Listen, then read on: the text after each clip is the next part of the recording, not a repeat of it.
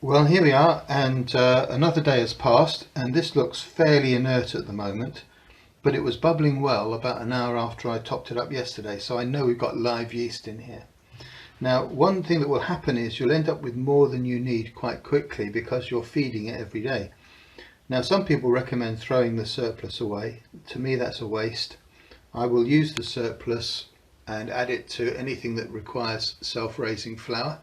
So making pancakes, things like that with it. It's entirely harmless. It's just that most of the starch has been digested and what you're left with is gluten and other things. But it's still a useful little raising agent. Anyway, so what I'm going to do today is, again, give it a feed. More flour.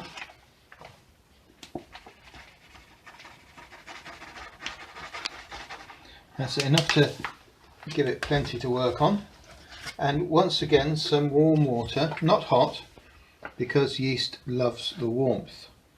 It doesn't like being boiled. So there we are. That's probably going to be plenty. Stir it in,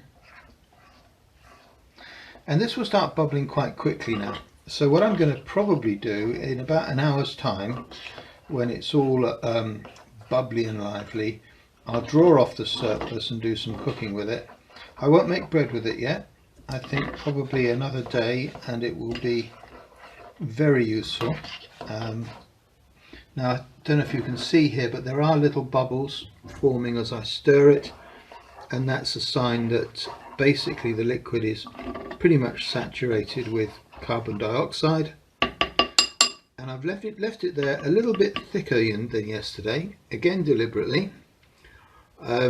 This is the kind of consistency you want once it's working well.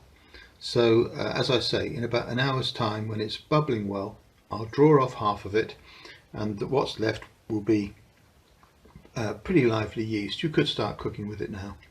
Probably one more day and it will be really working like a good one. That's all for today.